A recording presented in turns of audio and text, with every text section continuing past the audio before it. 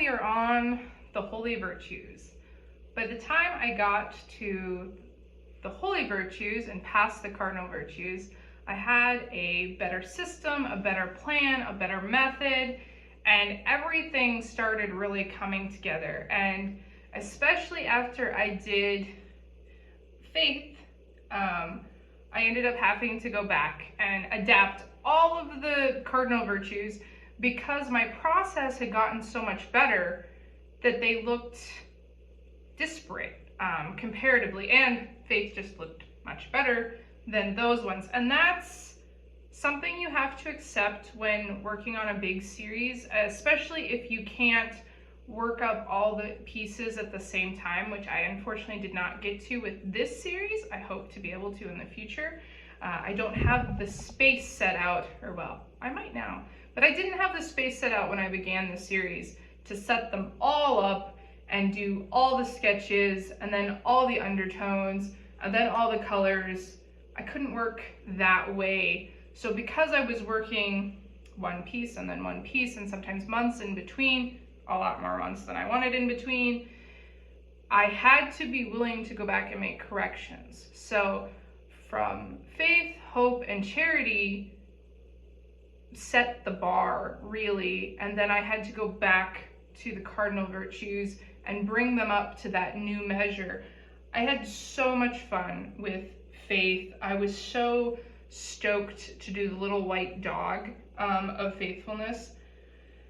And then I ended up doing faithfulness as a telephone operator. And I haven't really been a telephone operator, but I did do tech support for periods of time. So it was just something that technical thing, I was just excited to use it.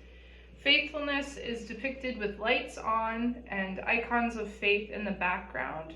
The language of flowers holds the forget-me-not.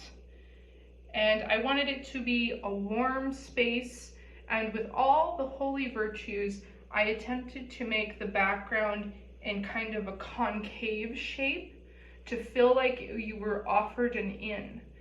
So it's a lot different than what I did with justice and fortitude, bringing a straight down space. Similar with prudence and temperance, they're contained within straight down, and if they are in a room, it's still these harsh angles. And that's on purpose because I wanted them to be very solid, very orienting. Whereas with hope and faith, they're supposed to be pointing upward. And to bring you up and to bring you in, you want the space to have a curvature to it. So I did that with these blocks in the wall. I did it also with the floor somewhat, but it's more relevant that the back is curved that way. I have a lot of yellows in the lights of faith and then a light amount of blues. I kept her clothing kind of grays. It was fun to put the flower in a painting. I wanted to have alternative ways of doing it. That's similar to I did the animal on the chalkboard instead of having an animal with prudence. And then for unfaithfulness, we did the negligent operator. We have the smashed light and the blown out candle. And on this little phone, it says inbound calls. I hope that this comes out when it's very, very small, but it may be hard to see. In order to get this inbound calls legible, I just printed it. I printed it and I scalpeled it out and I glued it, and then I used paint around the edge of the glue to integrate it. And I did that with a number of elements on these pieces. I considered a method. You can consider it a cheat if you want. It works good. I have to say, it works good. So hope and faith have the platonic form of the triangle because they are supposed to be pointing up. I'm trying to think if there's anything else I should say. The